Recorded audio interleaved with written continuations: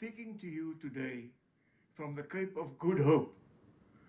It was called the Cape of Good Hope because sailors rounding the southern tip of Africa in the 16th century regarded the Cape as a beacon of hope in their journey to new adventures, to new opportunities, and to new worlds. I should like to congratulate our host, Dr. Moon, the co-founder of the Universal Peace Foundation, for her initiative in organizing the Rally of Hope virtual series. At this time of the global COVID pandemic, of unprecedented economic crisis, of changing power relationships, and impending climate change, the world now needs hope more than ever before. When confronted by crises, we have to make historic choices. We can be fatalistic and allow ourselves to be swept willy-nilly along by the current of events.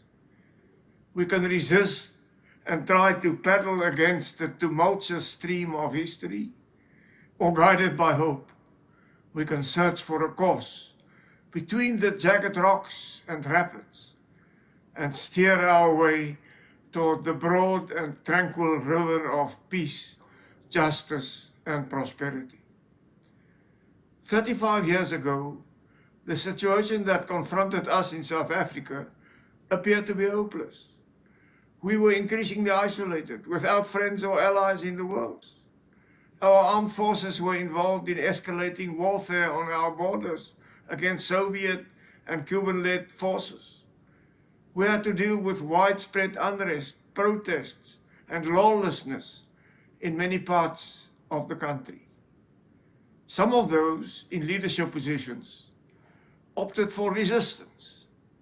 They were deeply concerned about the future freedom of our minorities under a majority government.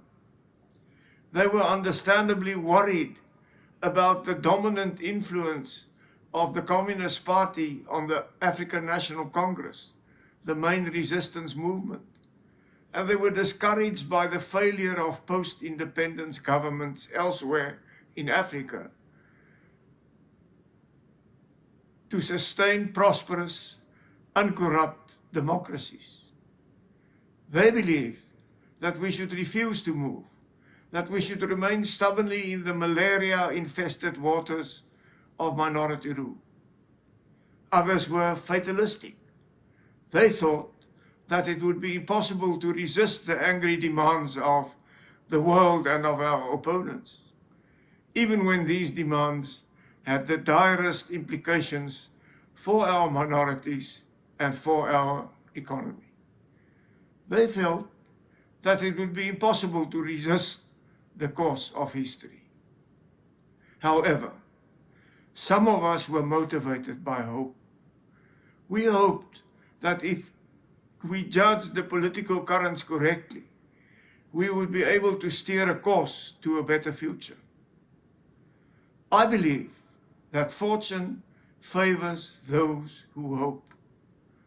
Toward the end of the 1980s, circumstances began to assist those of us who dared to hope.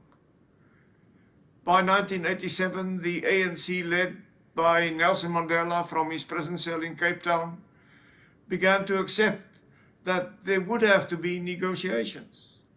In 1988, our strategic concerns were addressed by the withdrawal of 50,000 Cuban troops from Southern Africa.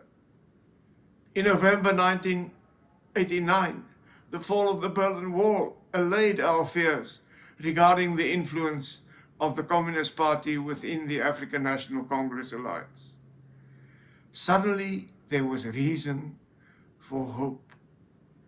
I realized that the chances for successful negotiations for a new inclusive constitution for all South Africans would never again be so good. So on the 2nd of February 1990, guided by hope, faith, and our conviction of the rightness of our decision, I steered a course towards the rapids of change. The rest is history. After almost 4 years of tumultuous progress, after extricating ourselves from whirlpools of escalating communal violence, we finally made it to our first fully inclusive elections on 27 April 1994, to the inauguration of President Mandela, and to the adoption of a truly inclusive and democratic constitution. Now, almost 27 years later, we continue our voyage down the river of history. We have made good progress since 1994, but now once again the waters are becoming turbulent, and we can hear the roar of rapids ahead. However, we have learned from our past. We have learned that we cannot resist the flow of history. We have learned that we should not simply allow ourselves to be swept away by the current. But above all, we have learned the importance of never losing hope. Like those sailors who rounded the Cape of Good Hope 500 years ago, we know that we have the ability to avoid the perils that confront us and to chart a course towards a better future.